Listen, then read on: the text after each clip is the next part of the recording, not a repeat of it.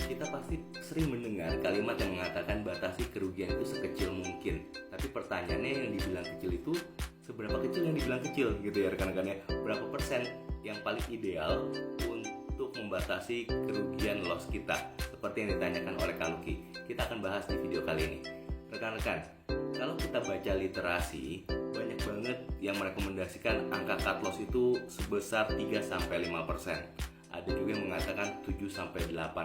Nah, saya pribadi menganut aliran yang 8%, membatasi kerugian saat sebuah saham itu mengalami penurunan. Batas maksimal saya untuk mengalami kerugian adalah sebesar 8%. Tapi pertanyaan selanjutnya adalah, apakah 8% itu paling aman sehingga sulit untuk dijemput sahamnya turun, kejemput cut loss dan dia nggak mental lagi gitu ya? Nah, sebenarnya nggak juga gitu ya. Karena apa? Tergantung kondisi sahamnya.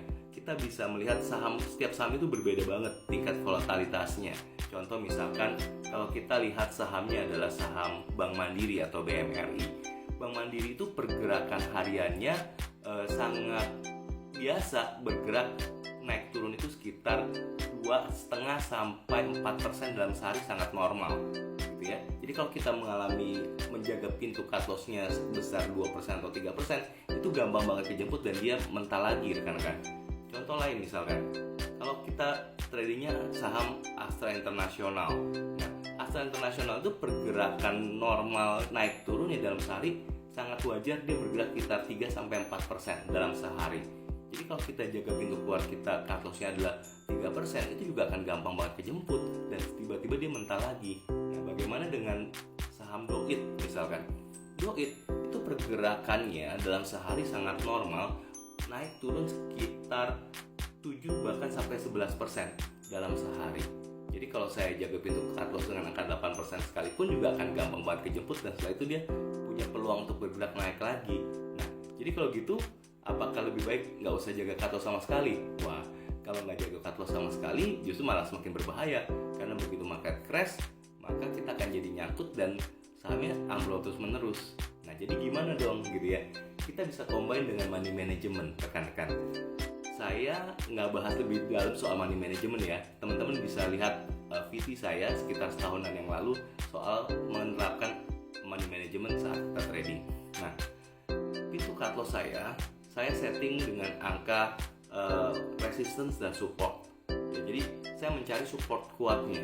Support kuatnya itu ada di angka berapa? Nah, support kuat itu biasanya digambarkan oleh perbalikan arah atau sebuah level harga yang sering disentuh. Nah, Anda juga bisa pelajari lebih jauh di VT saya soal ini ya. Saya ada membahas juga.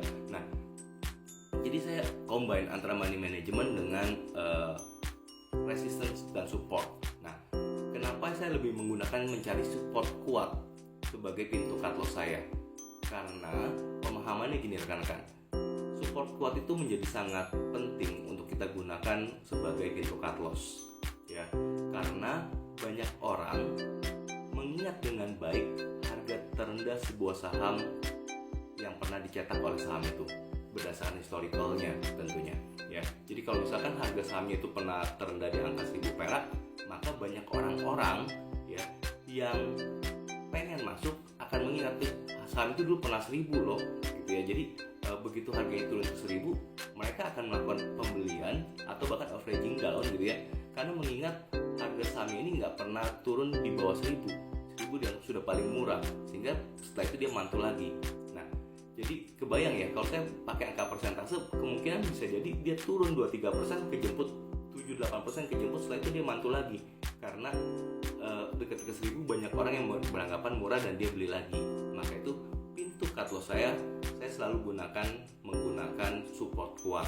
Nah, jadi gimana dong ya, kalau saya pakai support kuat, jarak antara angka beli dan angka support saya terlalu jauh, bisa jadi cut loss-nya lebih dari 8%, 10%, betul.